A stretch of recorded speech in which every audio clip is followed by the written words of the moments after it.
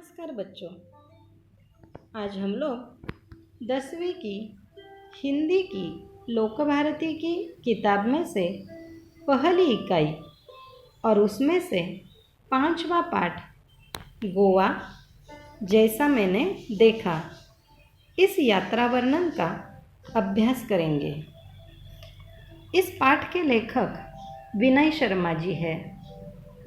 अब घूमना फिरना हम सभी को अच्छा लगता है और उसमें गोवा की तो बात ही मत पूछिए। चलिए तो आज हम गोवा देखने जाएंगे, लेकिन उसके पहले हम लेखक विनय शर्मा जी का परिचय देखेंगे। विनय शर्मा जी का जन्म 1773 ईस्वी में मध्य प्रदेश के उज्जैन में हुआ था।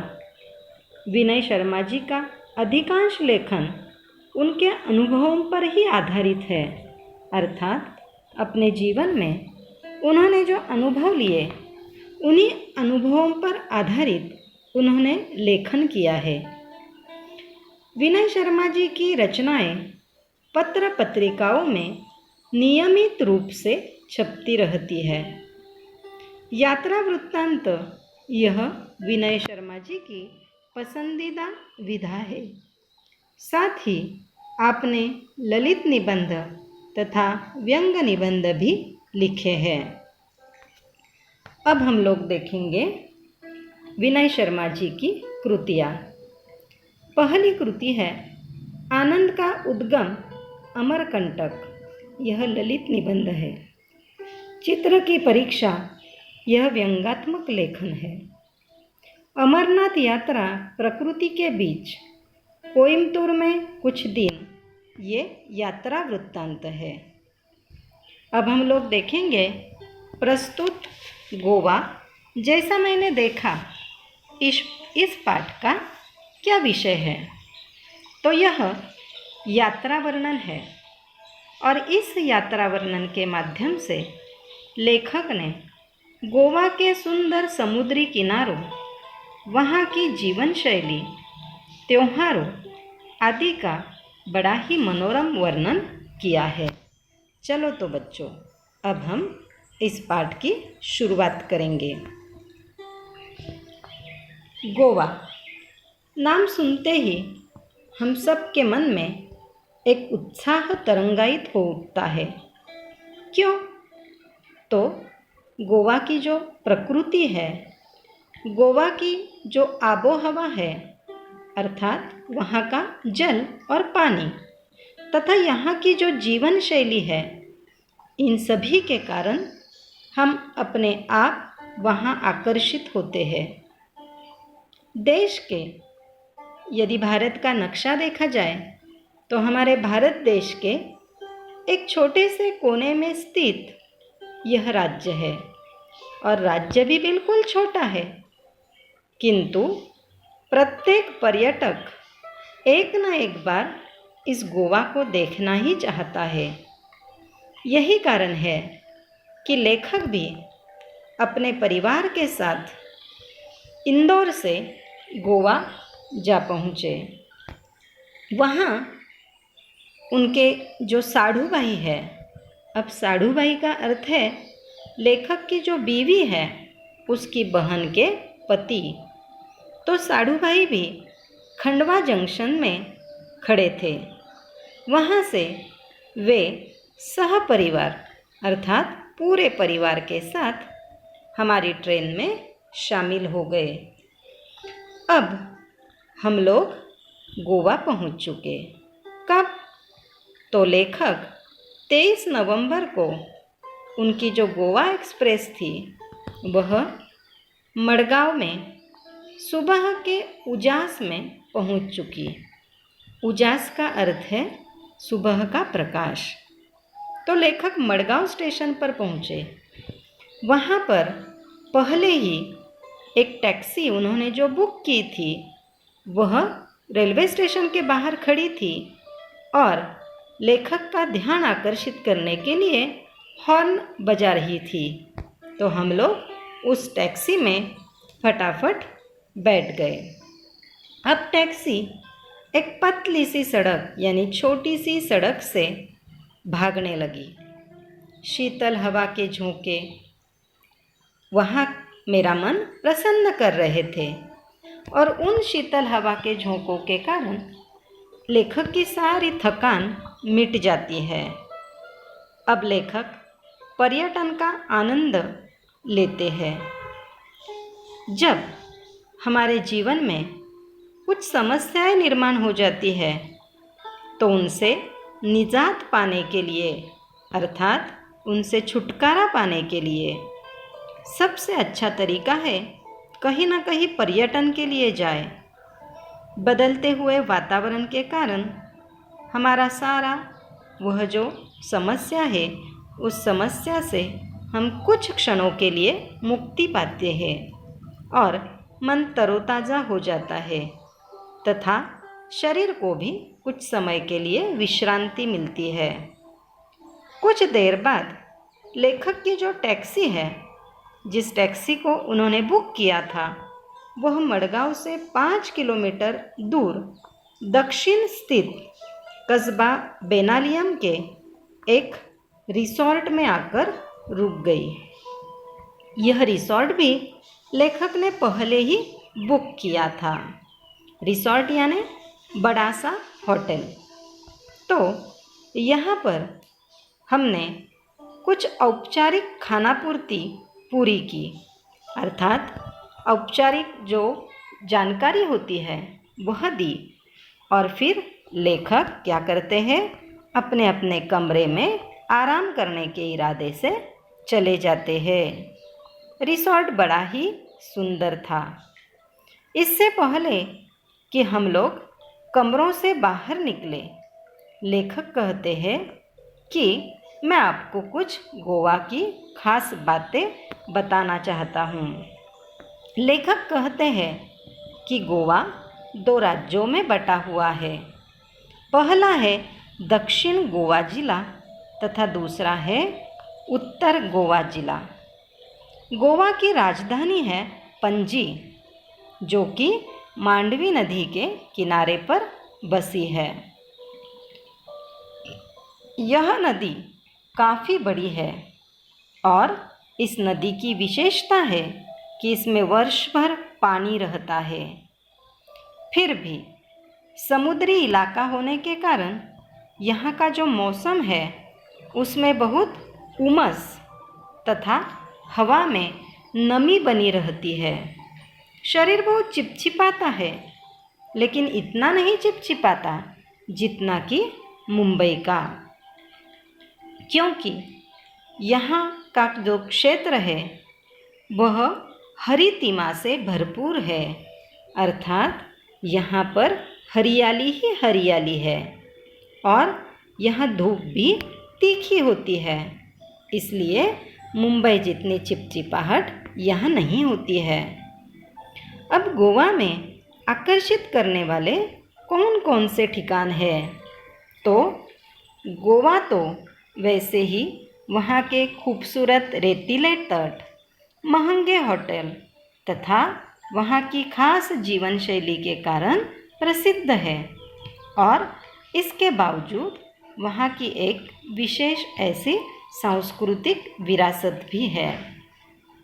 यहाँ की जो शाम होती है वह बहुत ही अच्छी होती है और इसीलिए लेखक इस शाम का आनंद लेने के लिए बेनालियम बीच की ओर चल पड़ते हैं।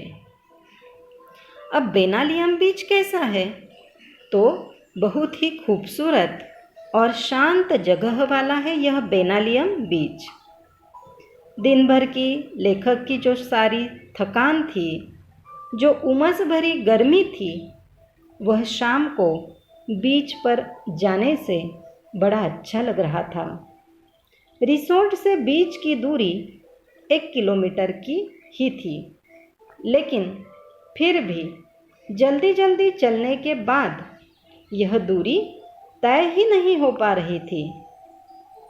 अरब सागर, उसे देखने का उत्साह लेखक के मन में उमड़ रहा था और लेखक के पैर भागने लगे थे। तभी अचानक लहरों की आवाज़ सुनाई दी, जो कैसी थी तो रणभेदी की तरह थी। लेखक और उनके साथ जो उनका परिवार था वे सारे दौड़ पड़े। सड़क पीछे छूट गई और रेत पर चलना भी लेखक को मुश्किल हो रहा था। फिर भी धंसे हुए पैरों को पूरी ताकत से वे उठाकर भाग रहे थे। खूबसूरत समुंदर देखते ही लेखक जैसे उससे जाकर लिपट ही गया। वहाँ पर बच्चे रेत का घर जुटाने में लग जाते हैं, अर्थात रेत का घर बनाने लगते हैं। लहरें आती और उन बनाए हुए रेत के घरों को मिटा देती थी। फिर भी बच्चे हारने वाले नहीं थे।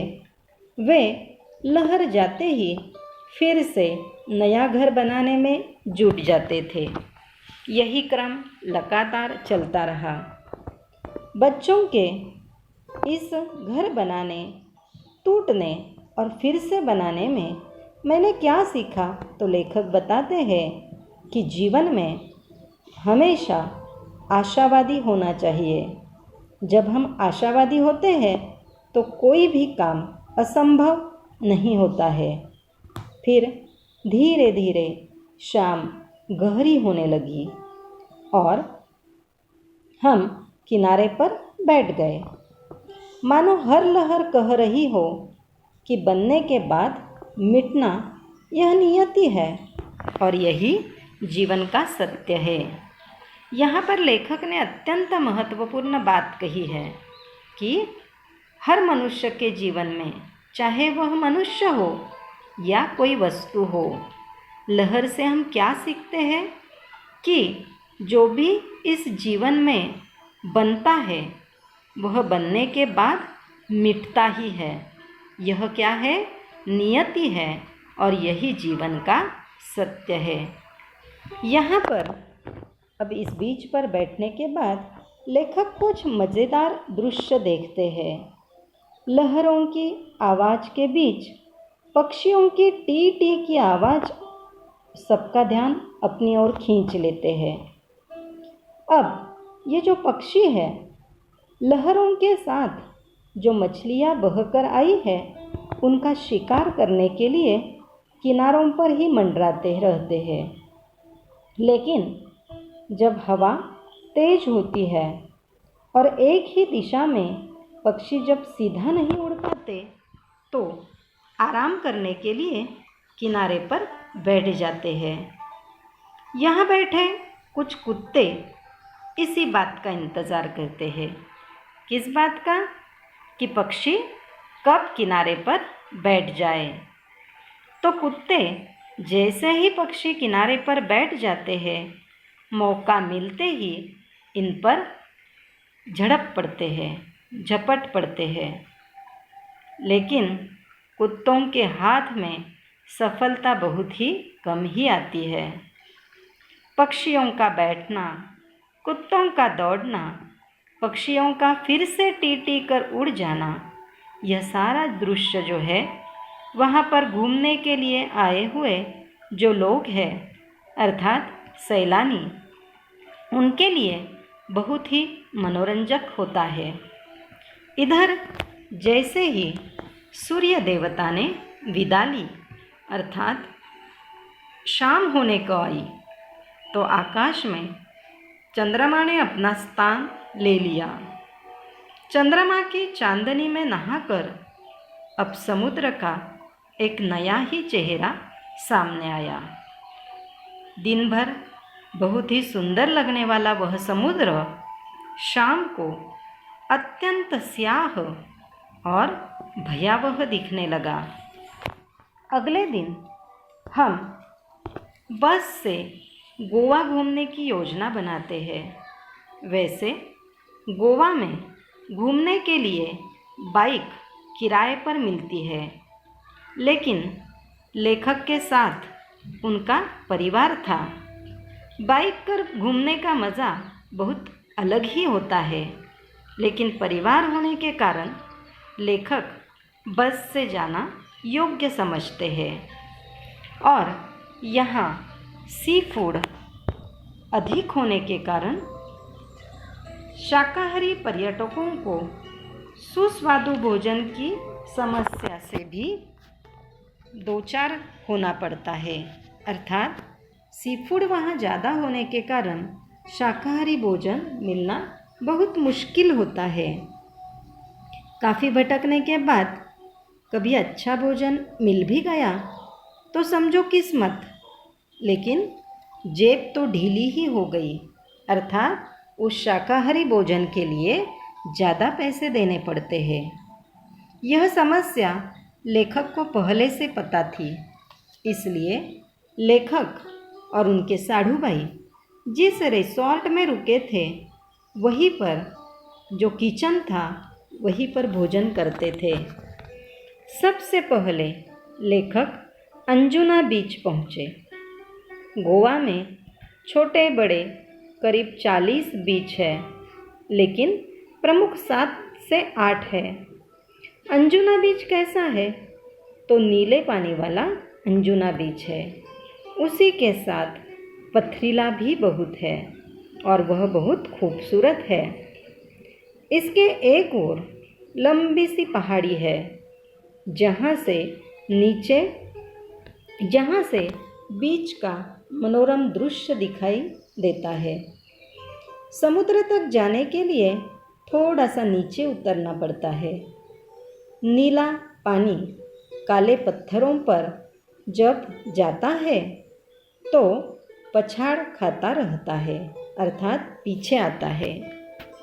पानी ने काट काट कर इन पत्थरों में बड़े से छेद कर दिए हैं और ये पत्थर कमज़ोर भी होने लगे हैं।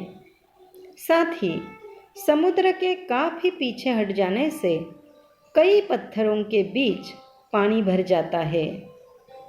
यहाँ उस पानी के भर जाने के कारण काई, अर्थात मराठी में हम जिसे कहते हैं शेवाळे, उस काई ने अपना घर बना लिया है। उस काई के कारण फिसलने का डर हमेशा लगा रहता है। फिर भी हम लोग यहाँ घूमते रहते हैं। संघर्षों में ही जीवन है, इसीलिए यहाँ घूमने का भी अपना अलग आनंद है।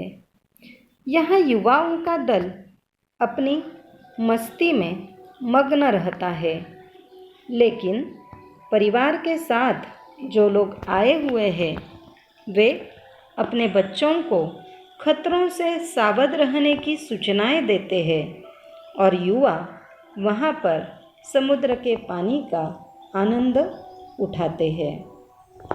लेखक कहते हैं कि मैंने देखा कि समुद्र किनारा होते हुए भी बेनालियम बीच तथा अंजुना बीच, इनका अपना अपना अलग अलग सौंदर्य है। बेनालियम बीच रेतीला है। यहाँ पर रेतीला होने के बावजूद भी उथला है और यह जो बेनालियम बीच है यह मछुआरों की पहली पसंद है। यहाँ सुबह सुबह बड़ी मात्रा में मछलियाँ पकड़ी जाती है और मज़े की बात है कि बहुत सारी मछलियाँ पकड़ने के बाद भी वह सारी मछलियाँ स्थानीय बाज़ारों में ही बेची जाती है। बेचने के बावजूद यहाँ पर निर्यात करने के लिए बिल्कुल भी मछलियाँ नहीं रहती है। इसके विपरीत अंजुना बीच है, जो कैसा है तो अंजुना बीच अत्यंत गहरा है और नीले पानी वाला है। यह अंजुना बीच बॉलीवुड की पहली पसंद है। यहाँ कई हिट फिल्मों की शूटिंग हुई है। दोनों बीच व्यावसायिक है, अर्थात बेनालियम बीच में मछलियाँ पकड़ी जाती है और वही स्थानीय बाज़ारों में बेची जाती है। तो अंजुना बीच पर क्या किया जाता है? फिल्मों की शूटिंग की जाती है और यही इन दो बीचों के बीच अंतर है। लेकिन अंतर कैसा है? तो व्यवसाय की प्रकृति का अंतर है। इसके बाद लेखक कार में दिन भर पणजी शहर देखते रहे। घूम फिर कर शाम को लेखक कलिंगवुड बीच पर जा पहुँचे। कलिंगवुड बीच काफ़ी रेतीला तथा गोवा का सबसे लंबा बीच है, जो 3 से 4 किलोमीटर तक फैला है। यहाँ बहुत सारे पर्यटक आते हैं। यही कारण है कि यह स्थानीय लोगों की व्यवसाय का मुख्य केंद्र है। यहाँ पर कई प्रकार के वाटर स्पोर्ट्स होते हैं, अर्थात पानी में जो खेल खेले जाते हैं उन्हें वाटर स्पोर्ट कहा जाता है, जिनमें कुछ तो बहुत हैरत अंदाज है, अर्थात हमें आश्चर्यचकित करने वाले हैं, जिन्हें देखने में ही बहुत आनंद आता है। आप भी अपनी अपनी रुचि के साथ यहाँ हाथ आजमा सकते हैं, अर्थात आप भी आपको जो खेल पसंद है उस वाटर स्पोर्ट्स को खेल सकते हैं। अब लेखक कहते हैं कि वहाँ कलिंगवुड जाने के बाद मैंने भी कई सारे खेलों में हिस्सा लिया, लेकिन सबसे अधिक रोमांच पैराग्लाइडिंग में ही आया। काफ़ी ऊंचाई से वह अथाह जलराशि को देखना जितना विस्मयकारी था, यानी आश्चर्यकारक था, उतना ही भयावह ही था। दूर दूर तक पानी ही पानी, तेज हवा और रस्सियों से हवा में लटके हम, अर्थात लेखक और उनकी पत्नी। अब पैराग्लाइडिंग करते समय लेखक और उनकी पत्नी दोनों डर भी गए थे। डर इस बात के लिए कि कहीं छूट गए तो क्या होगा, मर गए, पानी में मिट गए। और खुश भी हो रहे थे, खुश इस बात के लिए कि ऐसा रोमांचक दृश्य अपनी ज़िंदगी में हम लोग पहली बार देख रहे थे। सचमुच लेखक कहते हैं यह सारा बहुत अद्भुत था। अब लेखक ने अब तक 3 जो बीच थे वह देखे। पहला बेनालियम बीच, जो कि नीले पानी वाला तथा जहाँ पर मछलियाँ बहुत होने के कारण वहाँ पर मच्छी व्यवसाय बड़ी ज़ोरों से चलता है। दूसरा बीच देखा, वह था अंजुना बीच, जो कि बॉलीवुड की पहली पसंद था और यहाँ पर कई फिल्मों की शूटिंग होती है। और तीसरा बीच देखा जो कलिंगवुड। इस बीच की विशेषता है कि यह गोवा का सबसे लंबा बीच है और यहाँ पर कई सारे वाटर स्पोर्ट्स होते हैं। इस तरह से लेखक आगे जाते हैं।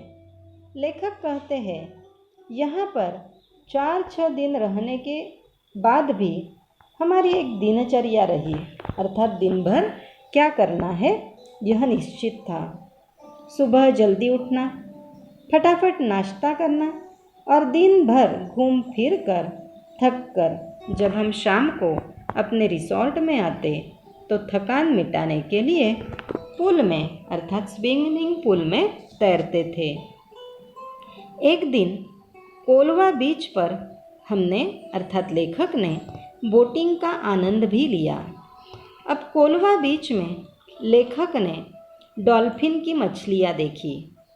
मछलियाँ थोड़ी छोटी थी, लेकिन फिर भी उन मछलियों को देखकर लेखक को और बच्चों को बहुत आनंद भी मिला। इसी दौरान यहाँ पर नवरात्रि का और दशहरे का उत्सव भी देखने का, मनाने का सौभाग्य लेखक को प्राप्त हुआ। उत्तर भारत में जिस तरह हर घर तथा गली मोहल्लों में देवी दुर्गा की स्थापना की जाती है और लड़कियां गरबा खेलती है और इस पर्व को मनाती है, ऐसा गोवा में भी होता है। सिर्फ गोवा में रावण का पुतला कभी भी नहीं जलाया जाता। तो गोवा में यह दशहरा पर्व कैसे मनाते हैं? तो सबसे पहले सुबह से ही लोग जल्दी उठकर अपने वाहनों की सफाई करते हैं। साफ सफाई के बाद उन्हीं वाहनों की पूजा की जाती है और शाम को भगवान की एक पालकी मंदिर से निकाली जाती है। इसके बाद एक पेड़ विशेष की पत्तियां, जिसे हम महाराष्ट्र में आपटा कहते हैं, उस पेड़ विशेष की पत्तियों को तोड़कर लोग एक दूसरे को देते हैं और बधाई देते हैं। सबकी अपनी अपनी सांस्कृतिक परंपरा है। तो लेखक को नवरात्रि उत्सव तथा दशहरा पर्व देखने का भी गोवा में मौका मिला। इतने कम दिनों में लेखक कहते हैं कि गोवा को पूरा मैं देख तथा समझ नहीं पाया था, लेकिन लेखक कहते हैं कि मैं इतना ज़रूर समझ गया था कि वहाँ पश्चिमी फैशन और सभ्यता में वह गोवा जो है रचा बसा है, लेकिन फिर भी पश्चिमी फैशन और सभ्यता में रचा बसा होने के बावजूद भी गोवा के जो लोग हैं वे भारतीय संस्कृति को पूरी तरह आत्मसात करे हुए हैं। वहाँ पर बहुत सारे पर्यटक आते हैं, विदेशी पर्यटक भी आते हैं, जो कि फैशन के रंग में कुछ देर तक भले ही ये गोवा के लोगों को रंग कर चले जाए, लेकिन स्थानीय जो लोग होते हैं वे अपनी सांस्कृतिक परंपरा की उंगली अर्थात साथ कभी नहीं छोड़ते हैं। तो बच्चों, हमने आज विनय शर्मा लिखित गोवा जैसा मैंने देखा इस पाठ का अभ्यास किया। तो मैं समझती हूँ कि पाठ आपको ज़रूर ध्यान में आया होगा, समझ में आया होगा। तो इस पाठ को जो होमवर्क है वह आपको क्या करना है? तो पहला होमवर्क है कि पाठ में आए हुए जो नए शब्द हैं उन नए शब्दों का अर्थ आपको लिखना है। दूसरी बात, पाठ में आए हुए मुहावरे और उन मुहावरों का अर्थ तथा सही वाक्य में प्रयोग आपको करना है। और तीसरा प्रश्न आपके लिए है जिसका कि आपको विस्तृत उत्तर लिखना है कि गोवा इस राज्य का लेखक ने जो वर्णन किया है उस वर्णन को आपको अपने शब्दों में 10 से 15 पंक्तियों में लिखना है। धन्यवाद।